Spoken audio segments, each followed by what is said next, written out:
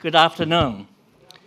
I would like to welcome you all to this very special conference in celebration of the 35th anniversary of U.S. China diplomatic relations. My name is Chen Li, and I'm the director of the John L. Thornton China Center here at Brookings. I'm thrilled to see that such a big crowd of people. I had no idea I was this popular. Well, just as we are finally seeing a thaw in the temperature in Washington this week, after a very long winter, the thaw in U.S. China relations more than 3 decades ago was almost equally as long awaited. The thaw began with some ping-pong diplomacy during the presidency of Richard Nixon, and the ice finally fully melted by the time President Carter and the Chinese leader Deng Xiaoping agreed to the 1979 joint communique on the establishment of diplomatic relations. It seems quite fitting that we are holding this event during a week when we have seen pictures streaming back from China of First Lady Michelle Obama playing ping pong, learning Tai Chi, actually in high heels, no less. Quite impressive if we saw the picture. Strolling on the Great Wall and appearing at the schools to speak to the future generation of Chinese leaders. Her trip is a proof that America continues to regard its relationship with China as one worth strengthening, visit by visit, activity by activity, dialogue by dialogue, and student by student for the long term.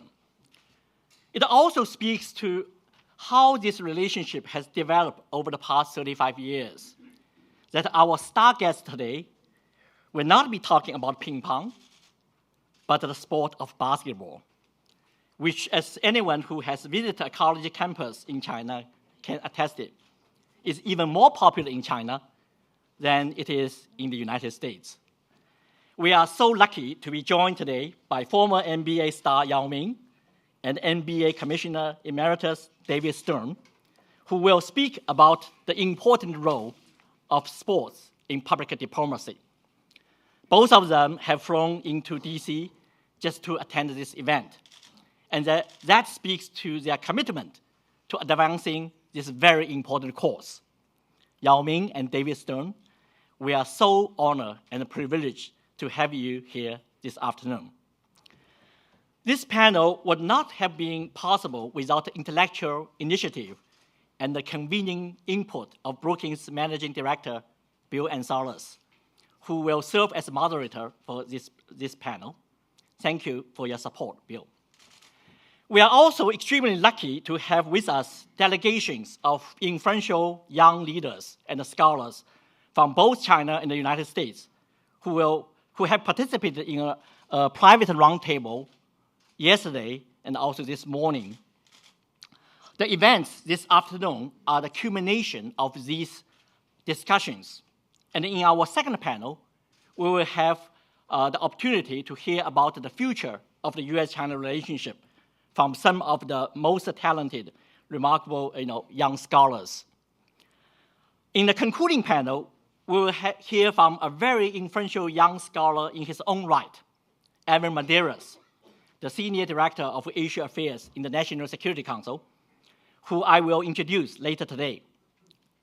The arrangement of these 3 terrific panels not only reflect our desire to bring together some of the most recognizable and figures and some of the most brilliant minds, and actually they overlap, in the world to discuss how we can continue to strengthen the crucial U.S.-China relationship, but also facilitate a true dialogue across all generations, across all sectors, and across all depths of knowledge to learn how to effectively contribute to make this relationship stronger.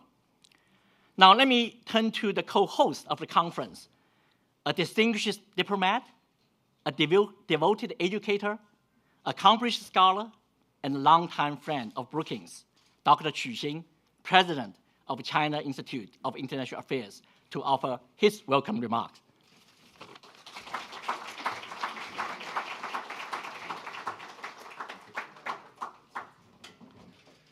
Ladies and gentlemen, good afternoon. My name is Qu Xin. I am the president of China Institute of International Studies. On behalf of my institute, as a co-organizer of this event, I would like to express a warmest welcome to you all. We get together here this afternoon to celebrate, to commemorate the 35th anniversary of the establishment of the diplomatic ties between China and the United States. We know that 35 years ago, in 1970s, when Chinese leaders and American leaders decided to improve their relationship, to establish diplomatic tie, they had probably three common but differentiated objectives. From U.S. side, for instance, I think the first goals of this policy was to turn China from a hostile country to an amicable country in order to improve the strategic position of the United States in competition with the former Soviet Union. The second goal of the United States may be, at that moment, to end the Vietnam War in a decent way with Chinese help. The third goal of the United States was to reduce divergences between U.S. and its Western allies in terms of China. From Chinese side, I think there were also three objectives. The first one is to turn the United States from an enemy to an important strategic partner in order to reduce the threat from former Soviet Union. The second objective from China at that moment was to improve cross-strait relationship in order to facilitate the national unification. The third objective of China was to improve China's relationship with Western world. We can say that both China and the United States succeeded in this regard. United States win the Cold War. United States ended the Vietnam War in a decent way with Chinese help. And the United States improved its relationship with its allies. China was no longer a subject of divergence between US and other Western countries. From Chinese side also, former Soviet Union was no longer a threat for China. And the cross-strait relationship has been largely improved so that today this relationship entered in a very sound cycle. And also, China succeeded in expanding its diplomatic network throughout the world, making possible China's policy of reform and opening up. That brings China to its success today. 35 years passed by. Today, some people worry about the future of the China-US relationship. They are saying that according to international theories, international relations theories, a rising power is impossible to coexist with an established power. And international history of international relations provided also some cases in this regard. So a major question for China and the United States in terms of their bilateral relations is it really inevitable that a rising power will go into confrontation with an established power? We don't believe so. We don't believe so. So we think that a new model, a new type of major power relations is totally possible. Because the world today is changed.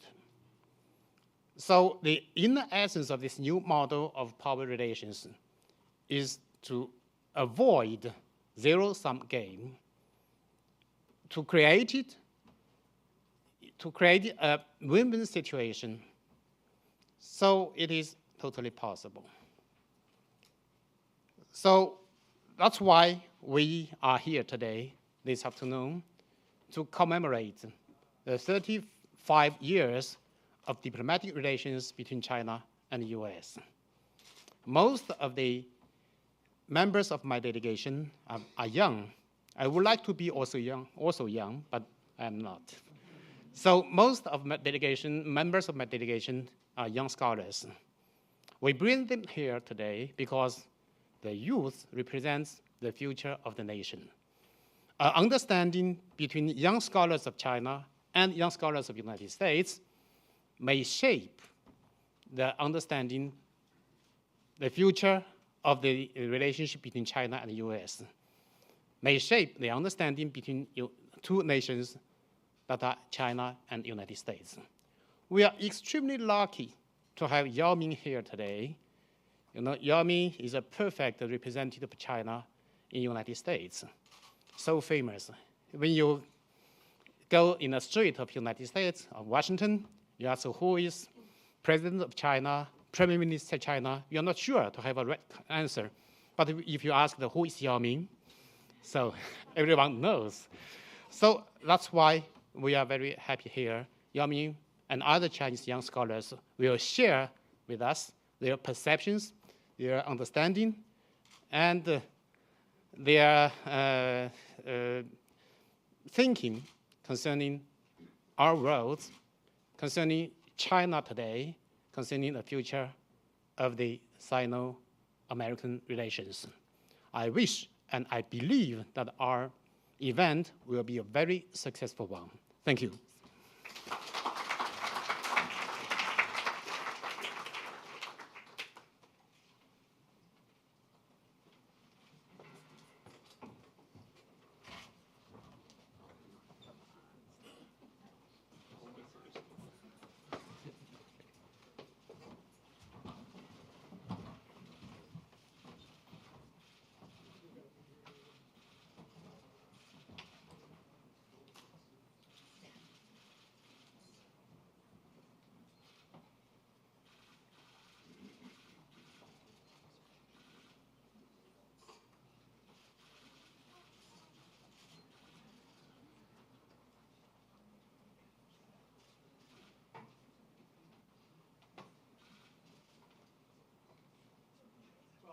While Yao is getting mic'd, I'll start by first thanking Chung Lee and the entire John L. Thornton Center. This is, if not the best collection of China policy scholars in the country, in the United States. It may be the best set of China policy scholars in universities here and around the world. It is an extraordinary group of people, including Chung Lee, who's the director, and his predecessor directors, two of whom I see in the audience, Ken Lieberthal and Jonathan Pollack and Jeff Bader before him. It's a great group, and we're delighted for them hosting this event and the hospitality that they showed to me and my family 2 years ago when I spent 3 months traveling through China in preparation for a book. We are celebrating a major, not just transition, but a transformational event of 35 years ago. And today we're really blessed and honored to have two transformational figures in this sport that many of us hold very dear. You know, in 1979, ping pong gave way to basketball. After the ping pong exchanges, there were basketball exchanges that followed. As I think Chung Lee touched on, basketball is the most popular sport in China, perhaps other than ping pong. There are more people that play basketball in China than there are people in the United States total. Over 300 million people playing basketball. And it dates back to the late 1800s when the missionaries that founded basketball in America through the YMCA took it all around the world. And in China, it took hold. And the hold was so great that even during the Cultural Revolution, where other Western and bourgeois activities such as music and art and literature that had associations in the West were banned, basketball was not. It could be found on courts and in alleyways all across China. And we saw that ourselves 2 years ago. We had arrived in Beijing in March. We, with friends, went to the Forbidden City. And after you go through the front gates, there's a basketball court fairly soon inside the Forbidden City. And there were a number of army booths lined up on the edge of the court. And on the court was a 3-on-3 game of People Liberation Army members, all wearing Nike and Adidas and American brand shoes that were probably made in China, of course. It was an extraordinary moment for us as we were about to go to one of the most treasured places in all of China to see this sport that perhaps started as an American sport, but really is a global sport and something that we all own. As an embodiment of that, it's the highlight of the Olympics. The final basketball game is played almost always on the last closing weekend, and it is considered perhaps the great team sport of the Olympics every year. We didn't just see it in Beijing, we saw it in Shanghai, where at the court near us there would be pickup basketball games at 7 o'clock in the morning, and the players were all wearing LeBron James and Kobe Bryant jerseys of one kind or another. But you'd see it on the streets where people were wearing hats or T-shirts or other things of NBA branded products. And today we're honored as a result to have with us perhaps the two single most important people in not just bringing basketball, but bringing the NBA to China and bringing China to the NBA in Yao Ming and David Stern. It goes without saying that Yao Ming is a giant, but he's a giant in the most important ways, which is being able to bridge two cultures that were deeply divided for many, many years, but also beyond that in his other activities in public life and private life. Just to give you a sense of the transformation that he himself has traveled, when he was born 1 year after the reestablishment of diplomatic relations in 1980, the average person in Shanghai made all of about $1,800 a year. By the time he came to America in 2002, that had risen to about $4,000 a year. And today it stands at about $13,000 a year on average. And that's just in Shanghai. Now, of course, across China, there are great disparities of wealth. And one thing that we talked about before coming in here, and hopefully we'll talk about today, is the broad effort to try to address those disparities in China, which is a real priority for Yao. He was the first true Chinese NBA star. There had been other Chinese-born players in the NBA, but if you followed his career, you know that he was the top draft pick in 2002, drafted by the Houston Rockets. And in his 8 NBA seasons, he appeared in the NBA All-Star game all 8 years. He averaged 19 points a game with 9 rebounds and just under 2 block shots a game. 9. 9. Not as a contract. 9 as a contract. But he sat out 1 year because of an injury. I will never get wrong on my contract. I stand corrected, as all scholars at Brookings are from time to time. He is now the owner of the Shanghai Sharks, which is the first professional team that he played for a few years before the Rockets drafted him. And as I mentioned, his philanthropy and public engagement ranges on a wide range of issues, from environmental protection, including protecting sharks and the shark fin, rhinos and elephants, his well-earned affinity for very large animals of other species. But when it comes to humans, his focus has been on the smallest and the least protected and most vulnerable. He's had a particular emphasis on children, on building schools, and on addressing those who were impacted by earthquakes across China, in particular the great earthquake of 2008 in Sichuan province that killed almost 70,000 people and left countless others missing. From one giant to the next. The man seated next to me may not appear as tall as Yao. In fact, I'm not sure exactly if we stood back to back who would be taller. But David Stern is a giant, not just in American sports, but in public diplomacy and in American business, and in American philanthropic and cultural life. He inherited a league that was on the verge of bankruptcy 30 years ago and served as commissioner for 30 years exactly, becoming commissioner emeritus on January 31st of this year. I get that right? Right. In those 30 years, he took the league from bankruptcy, and revenues have increased 30-fold in that time. 7 new teams were added. A few other teams moved around. Ask Yao a question. Well, we're have to going to build start me up. asking questions in a second. Just want to give people some context here. You remember, though this is being broadcast on C-SPAN, the overlap of C-SPAN and ESPN viewers is not 1-to-1. Says you. He has helped promote exhibitions all around the world, and he has recruited top talent from every continent on Earth, with the exception of Antarctica, but that's probably coming too. And if he had served a few more years, perhaps even there. The NBA's mission has not just been to promote basketball, but to promote all of the things that surround basketball.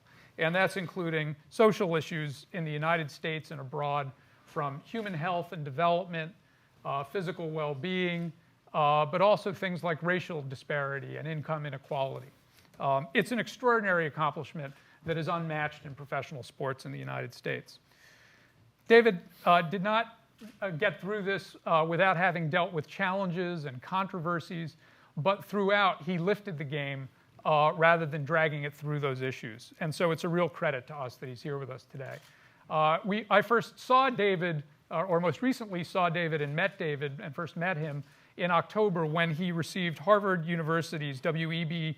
Du Bois Medal, which is for in recognition of contributions to African and African American culture, which gives you a sense of the breadth of his own contributions. They extend to the board of Columbia University, where he served as chairman, as well as serving on the boards of Beth Israel Medical Center, the Rutgers University Foundation, where he is a graduate, the National Association for the Advancement of Colored People, the Martin Luther King Federal Holiday Commission, the Thurgood Marshall College Fund, the Paley Center for the Media, Jazz at Lincoln Center, and the Global Coalition on HIV, AIDS, Tuberculosis, and Malaria.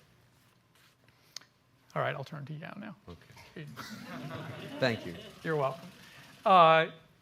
So Yao, I want to start with the idea of professional basketball and when you first started playing it, which was a relatively new sport in China. I mean, a new development in China. China had basketball for many years. Your father played basketball, but you started playing professional basketball there, and then they made the transition to playing professional basketball here. Tell me about that. What was that transition like?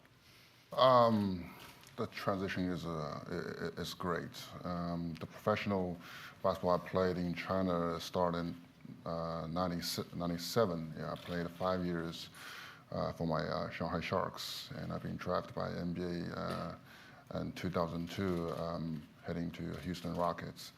You see, that's a totally two different country, different culture, and different people behind everything. But we all linked by this very simple interest, which is a basketball game. We are very interested. We love this game so much, and obviously so many people participate. I already had problems pronouncing that. Sorry. I live in Texas too long.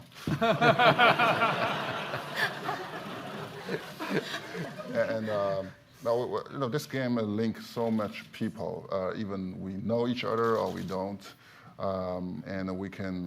We always either play the game or watch the game through television, or now with the new media, internet, and everything.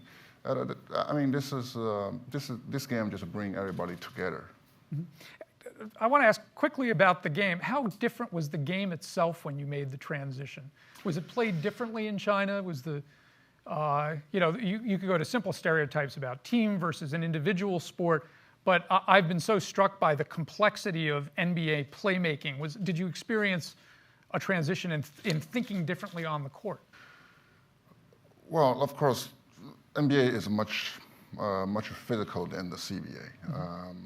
And it's a world class right there. I don't want to say that, but it is true. But beyond that, I have to adjust into the new culture of the entire NBA league. I have to deal with, I have to play with, and also live with my new teammate, either either the guy from the college or maybe some guys from high school. Like I just mentioned, I started playing my profession at 17, so you can treat me as a high school player at the beginning. Right, right. So David, as you watched Yao make that transition, how did he do? I mean, you'd seen other international player comes to the NBA. You helped spearhead the bringing of international players here. What was similar, what was different, and how did he adjust in this situation? I would say that although this year, at the beginning of the season, we had 80 international players on our rosters, there was nothing like Yao Ming. I can still remember, I don't know if it's in the photo reel that's flipping around here, his being in the studio, the CNN studio in Beijing, when I announced that he was the first pick in the 2002 draft. And then became a journey, the pressure on him, some sense that he was the ambassador for this entire country. And all of a sudden, Americans were going to learn more about China than they knew in other ways through Yao Ming. And he took to that responsibility. And in an interesting way, through television, our Chinese fans were going to learn more about America through Yao Ming. And this is for a young, a 22-year-old who was being burdened with this. I think he did wonderfully because he became an all-star player, and at the same time, he became an ambassador, in effect, for two countries. And that, to me, was his extraordinary beginning contribution. Did you feel that pressure at first that you had all of China on your shoulders? I can feel those. A lot of people. Actually, I feel the pressure not from the people, but from those cameras.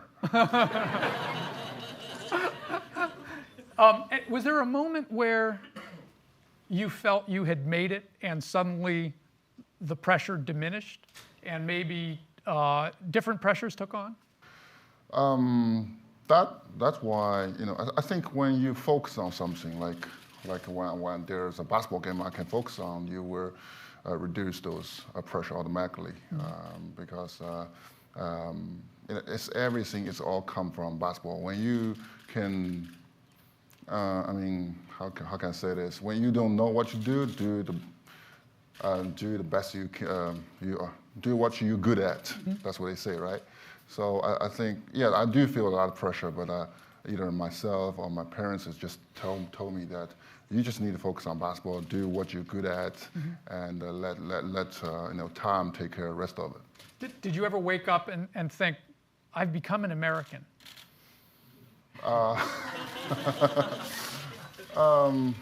He left his hat, his big hat in the car. So.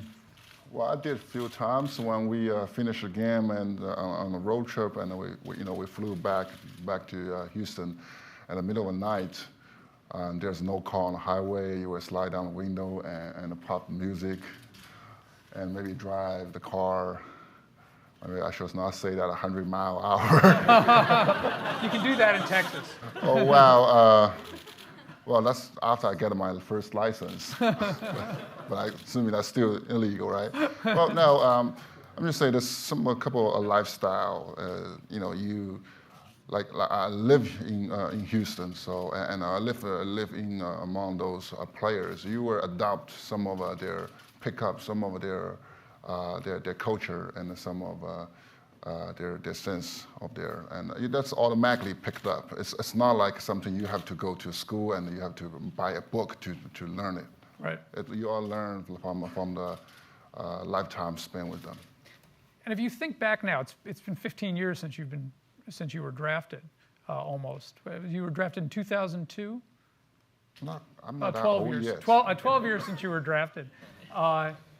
When you think back on it now, how do you think the two countries have moved along in understanding one another, either as a result of this experience or more broadly than that?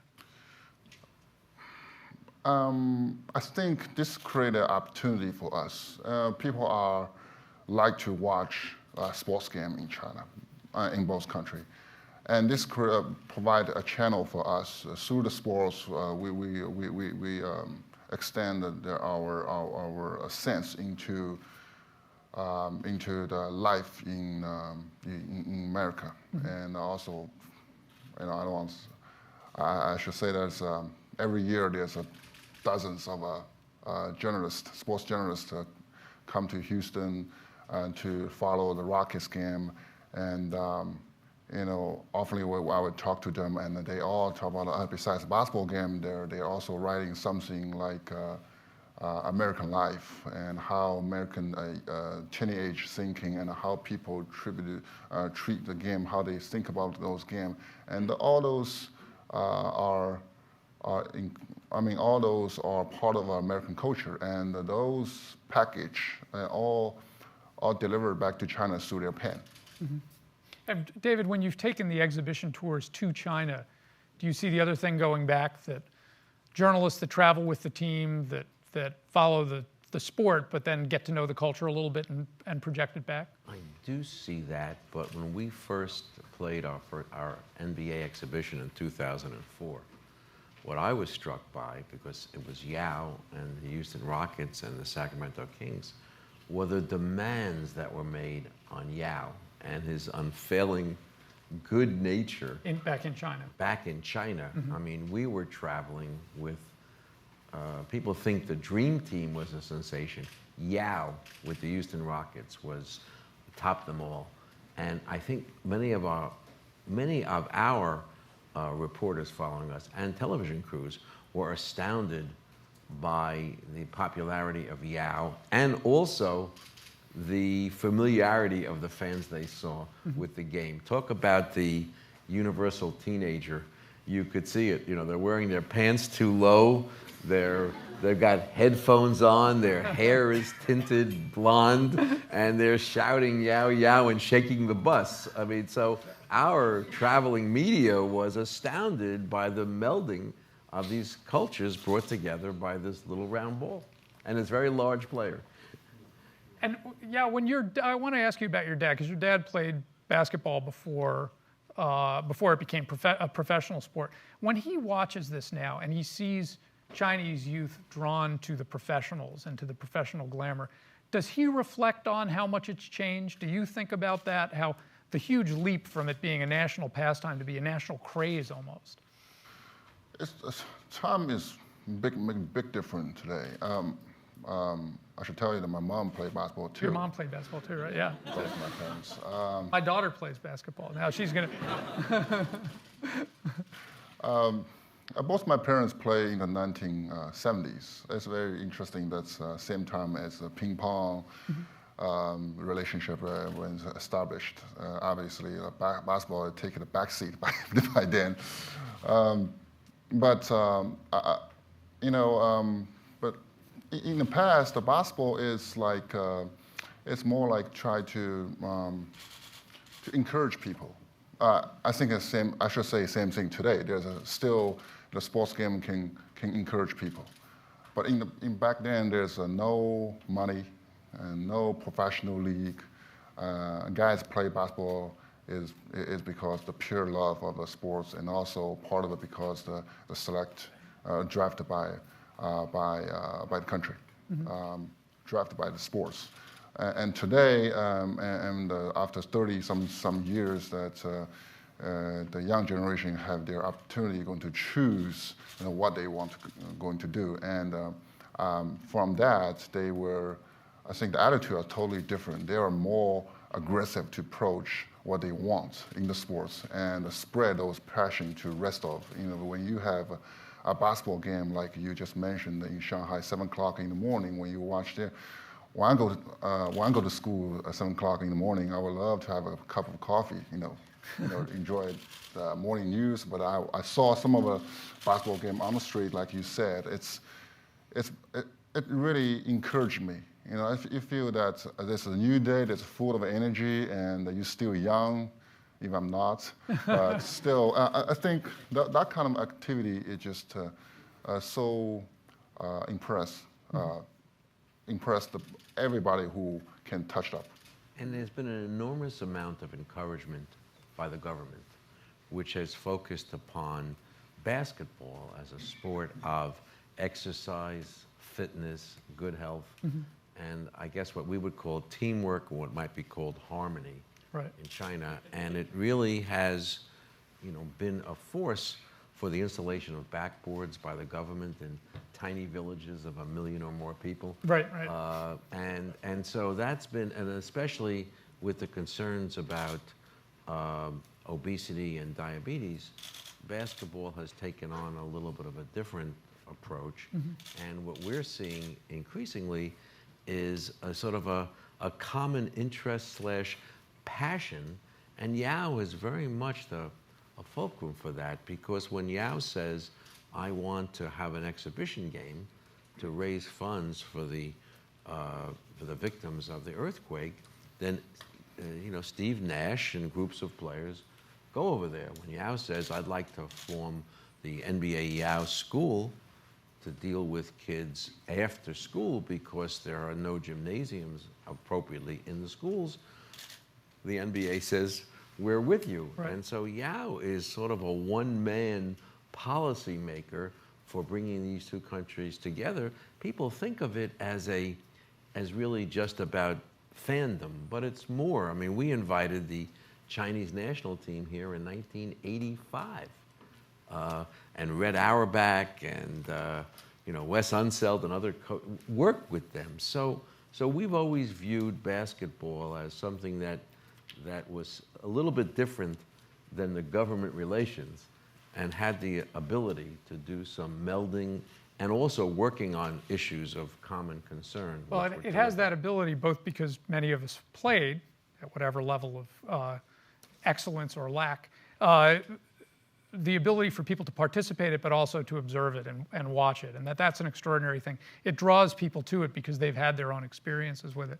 And I want to ask you, with that in mind, Yao, as you now run a professional basketball team, how you think about the development of the sport. Is it, do you feel like you're learning about basketball, or do you feel like you're learning about a broader set of marketing and management and player development and other skills?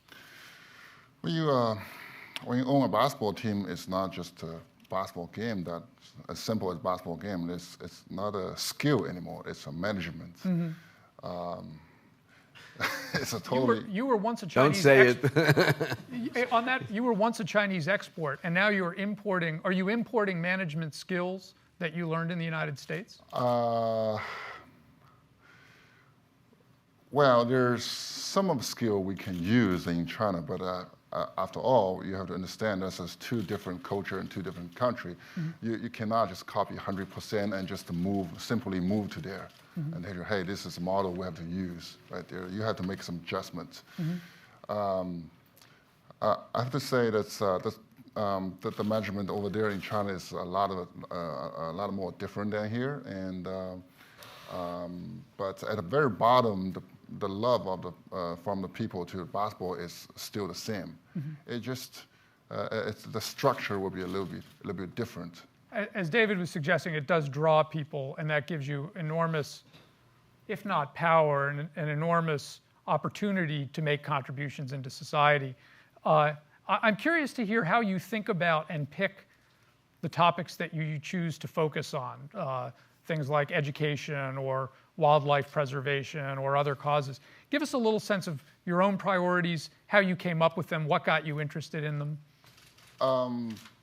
Kids' education, like Ms. Stern just mentioned, that we launched our charity game with Steve Nash, Carmelo Anthony, and Baron Davies. We created a team play against Team China in 2007, and we raised the first.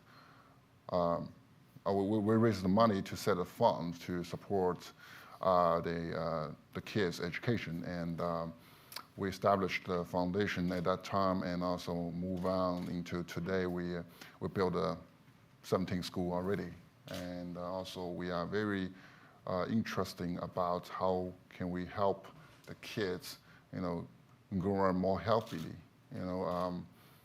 Right now, the sports is a little bit a lack of in the Chinese school, and because the testing, all those examination, and also the scientists is so heavy loaded for those kids, it's a little bit lack of a sports activity for them. And we try to create some of a after-school program for them. And we believe the sports, and particularly the team sports like basketball, that would be beneficial for those kids.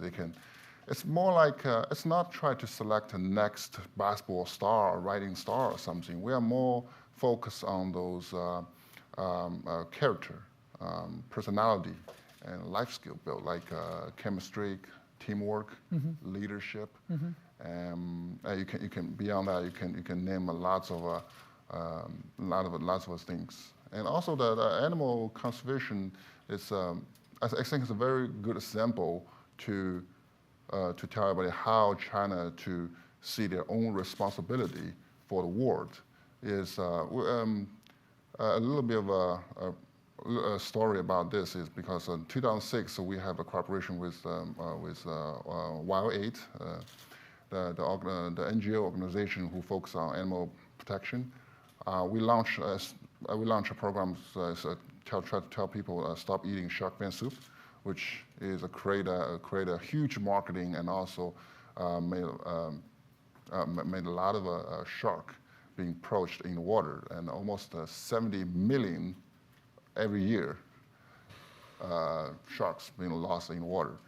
And after that, that's not long after that, we reduced about 50% of the demand from the marketing.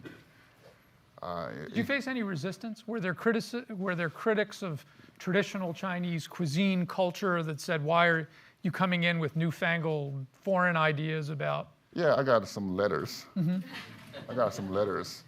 The first letter to me is pretty shocked. That's actually the first protest letter directly to me. Maybe my team got a few already, but they're high on the side. Yeah, it's a shock for me. And I know this is not an easy job, but you have to put a patient on there. Put a patient. How great to see. Well, now one other thing. When the government of China decided that they really wanted to attempt to destigmatize HIV and AIDS and raise awareness about it, who did they turn to? Yao did a series of public service announcements with Magic Johnson, posters, promotions. We produced many of them.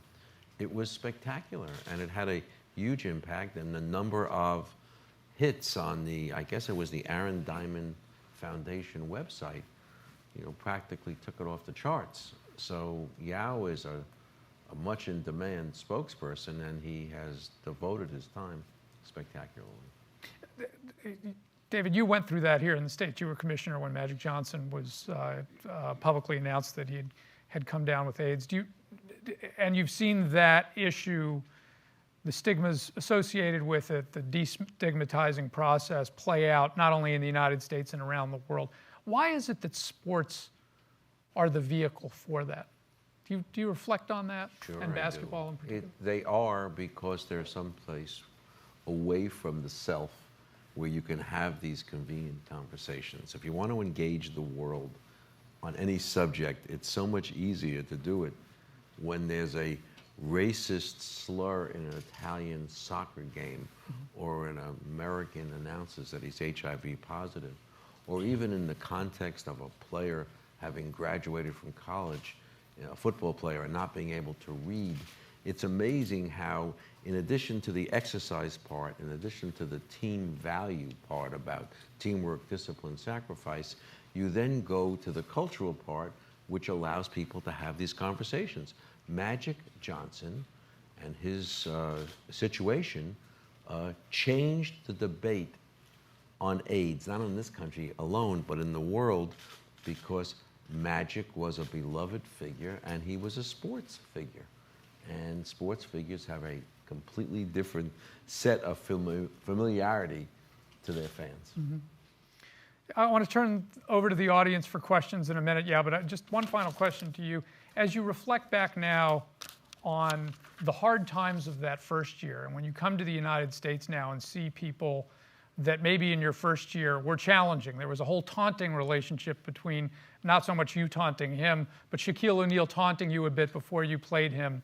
The initial barriers that you came up against, Does that seem like a long time ago, or does it? And do these people now seem like family, or do you still bear some scars from those days? Embarrassing score? Do you still have? 就是这个心里的这个伤痕。 It's all good memories. It's all good memory. It's like my first year. I would say I facing a lot of a challenge. The challenge is not only on court, it's also how you manage yourself off the court, deal with a different language and also the community right there. But really, Did it help that you blocked his first 2 shots in the first game you played against? These fans are all alike. You know, let me say something. Yao, I mean, he slips over it. I mean, imagine your average 22-year-old thrown in to the situation, and then you have somebody really dropped from on high in, who has to get a license, understand a new culture, change everything. And all I can say is, in an attempt to help him out a bit, I remember hosting him for a lunch in my office during his first year. And we had a very nice discussion. And I saved the only thank you note that I ever received from a lunch from a player. Wow. Because it was delivered by Yao Ming. And, So he's I want to turn it over pretty for good. questions, but I want to use that as a metaphor for reflecting on the broader U.S.-China relationship. When the relationship has gone through good and bad times in the last 12 years since you first came, or over the course of the last years, do you follow it? Do you pay attention to the diplomatic the big summits when they happen, diplomatic low points in sparring? Does it affect you personally? How do you think about the high art of the high diplomacy as opposed to the people-to-people things that you engaged in? First of all, fortunately, that my period of time in the NBA and China and the U.S. relationship has always been as good as stable. But I like to mention another Chinese player, Wang Zhizhi. When he just came over to the States, that was a crisis when I think 2000 the EP3. That's 2001, I think. He being threw on a hard question on the first press conference. I remember he just said, I think he says, I cannot remember exactly what he said. He said this different understanding between each other from country to countries, but I'm here to play basketball, and I will show everybody that how Chinese people looks like through the sports. And I think he said something like, let's be patient on those relationships, and sometimes the time will take care of everything. Mm-hmm.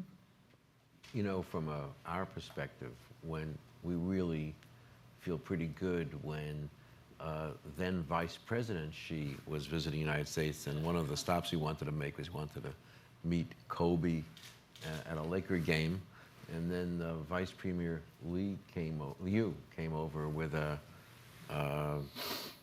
delegation, including Ambassador Tsai and the Health Minister and the Deputy Minister of Foreign Affairs, and they met with my then deputy, now Commissioner Adam Silver in Chicago at a Bulls game at a time when I was having dinner in New York with the president of Tsinghua University. So we sort of take very seriously at a league level the opportunities that are presented by people who want to talk about our sport, et cetera, and the level of knowledge of the Chinese fans. When I did my first press conference, I was 6 in the morning here. We hosted a dinner for the media. It was many years ago, many. And they wanted to know about the salary cap, the lockout, all kinds of mundane, intimate, details. And that's when we knew we had something special going on. And then we had Yao, which was elevated to another level. In so many ways. Take questions now from the audience, starting right here. Please tell us who you are. Microphone is coming.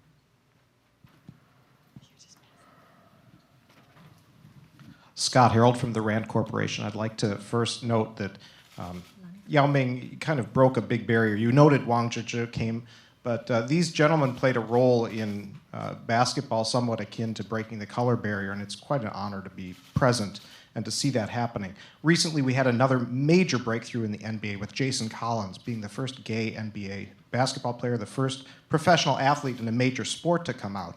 And so, Mr. Yao, I'd like to ask your thoughts. In China, this is still a very sensitive topic, but you have attached yourself to very path-breaking issues, obviously. And I wonder if you think at any point in the future in the CBA, we're likely to see someone break that barrier. And for Mr. Stern, in China, there's a big issue of intellectual property rights. It's a major challenge enforcing it, and the NBA has, of course, a major interest in making sure that that issue is addressed seriously. And I wonder if you could help us understand how the NBA has treated that issue. Thank you. Go first, Yao. Okay. I think that's a very good question. As soon as you say Jason Collier and also Wang Zhizhi right there, I just assuming that sports, basketball game or any sports game is just like a platform right there. On those platforms that you can put everything on there to measure, and measure not only by vertical, vertical and horizontal. and also measured by the time. So I think this platform is all exposed by those medias right there, and I also can learn by the public, and let them go to judge and let them to help us to improve this entire community. We've come a long way.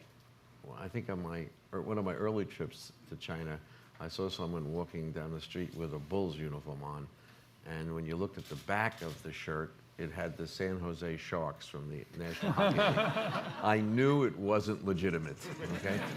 But with the help of the government, the Customs Bureau, and with our own partner Adidas, which operates 2,200 stores, there has been an increased respect for copyrights, trademarks, and a demand in consumers for authenticity, which was actually our best weapon, because if you don't have product in the market, you cannot effectively fight to keep out these other things. When there's a replacement product, you are much better off, and we spend enormous sums of money to protect our rights.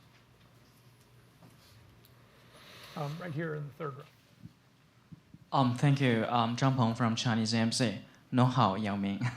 I have a question for Yao. You just mentioned that you're not very young, but I think that you still have, at least 5 decades to go, or even 6 decades to go in the future. You're still very young. I want to know in the next decade, what is your focus? That your plan, because now you are so famous not only in China but also in the United States. You play a very, very particular role in not only public diplomacy but also sports. Could you please tell us how to plan for maybe the next 5 years or 1 decade? Thank you. Well, I can tell you, my goal for next year is try to get my master degrees in the school. That's for in next 2 years. Hopefully, I can succeed. Well, my main focus still will be on sports, either on marketing and also on building a relationship between area to area and also country to country, and also the philanthropy. I will focus on my own foundation, Yao Foundation, and I just have a little bit presentation on that, and focus on children's education and also after-school program, that kind of thing. And I also work with Special Olympics and Wild Aid on the animal conservation. For next decade, I believe that more, and I wish I can bring more Chinese people and also American to join our journey to achieve make those achievements. Thank you. Right here, the woman in the fourth row.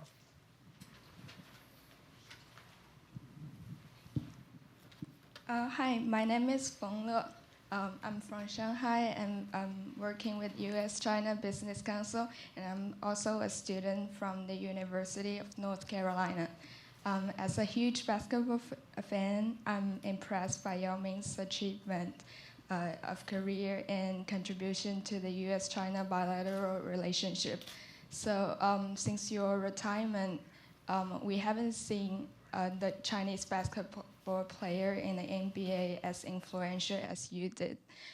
So can you talk a little bit about the Chinese basketball players' future in the NBA, and do you have any advice for them?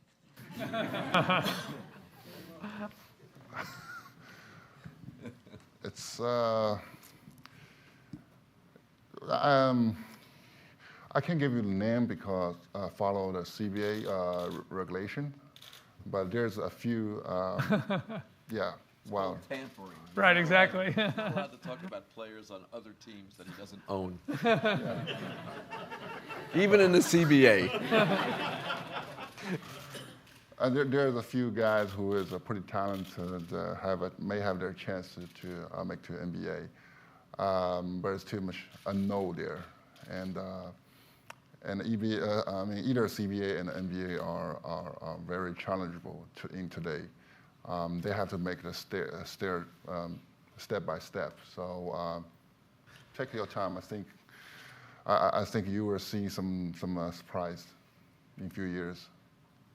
And I think that Jeremy Lin, who's of Chinese background, ethnicity, it was pretty interesting that someone who's 6'3" made it, because I think it's more encouraging of youth to participate. The emphasis on the national team, starts with the age-old slogan, you can't teach size. And so they go for the players who have come into the NBA. Meng Patir was 7'2", Wang Zhuzhu was 6'6", I think. 7 foot. Was he 7'2"? Sun Hui came in for 5 minutes. Okay, so there, Yi Jinlan. Yeah, 6'9", 6'10". 6'9", 6'10". There was a trend there, and we need to see a different grouping of great players because they have to be there. Don't you agree? I have to agree. So, right, this gentleman here with the, right there, fourth row, fifth row.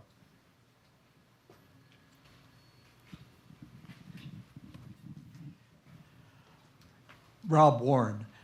The subject today is public diplomacy.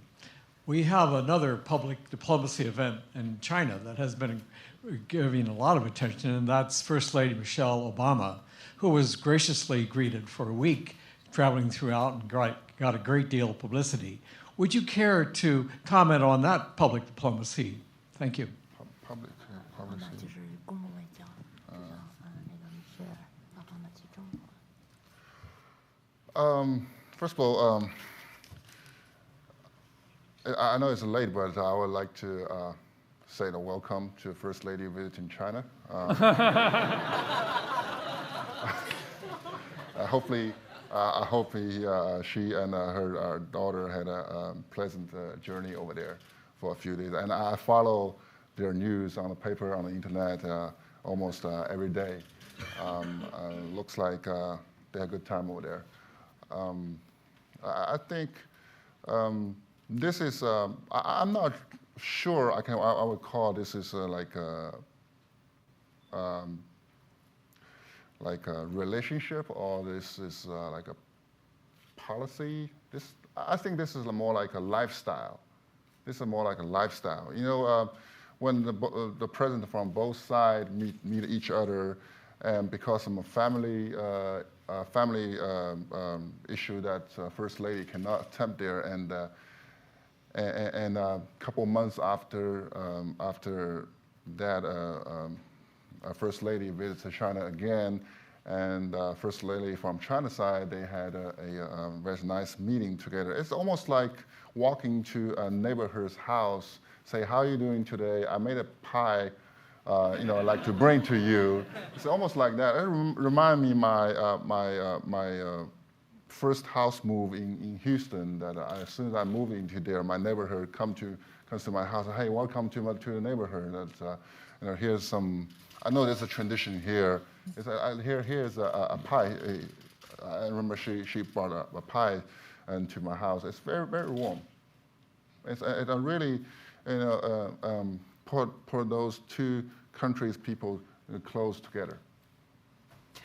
When you've taken the other NBA players for exhibition games in China, have some of those players come back? Have they? I mean, that's sort of the same kind of thing. Like they do, like when you've gone with the Rockets to China, the other Rocket players, do they go back to China to visit from time to time? Do they see that as a vacation place? And I know Tracy McGrady is in China right now. Uh-huh. Yeah, visiting and doing something over there. Mm-hmm.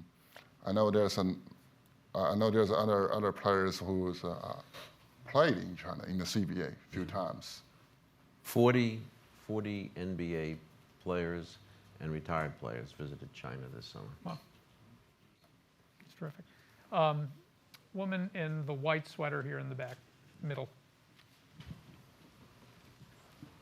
Hi, my name is Christina Threlkel from AEI.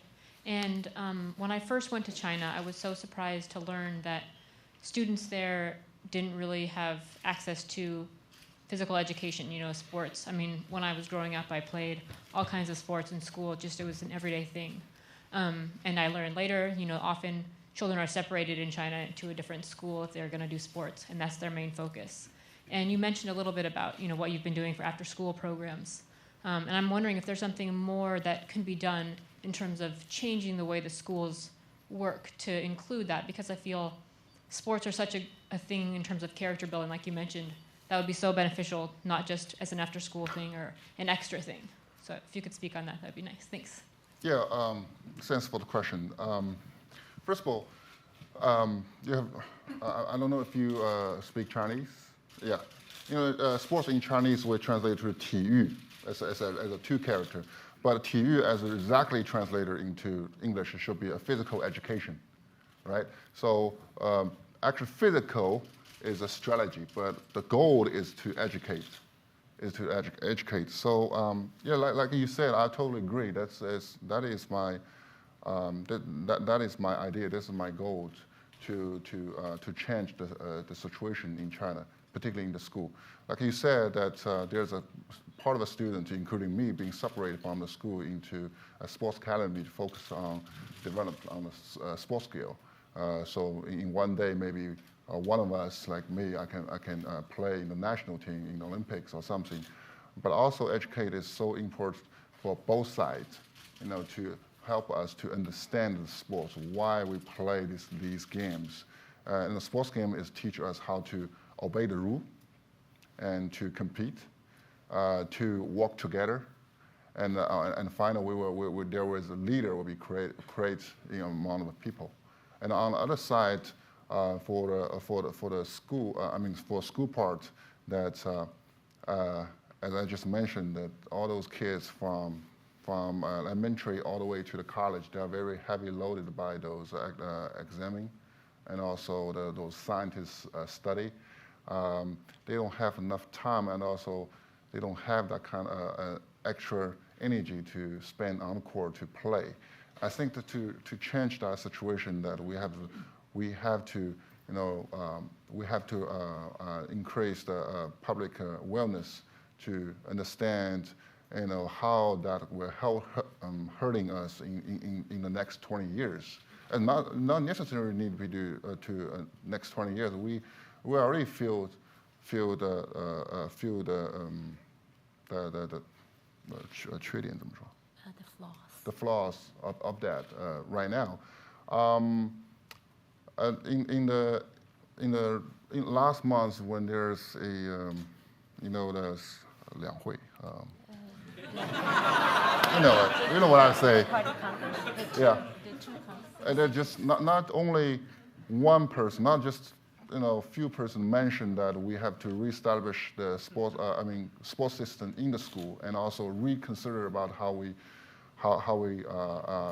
train those kids in a condition and their life.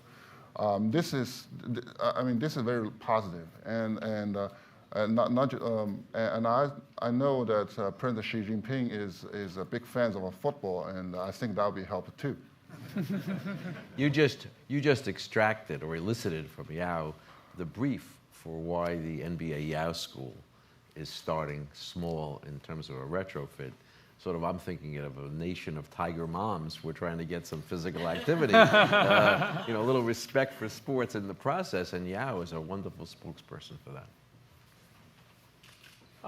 Toward the back, the gentleman with the piece of paper in his hand. My name is Chen Wei-Yang, a grad student from Johns Hopkins. My question is for both Yao Ming and Mr. Stern. I am Chinese. And is also a big basketball fan. But I want to know your opinions about the situation that there's no Chinese athlete in NBA right now. My opinion about it? Yes. Well. Your comments on that? What are your comments about it? You're the man.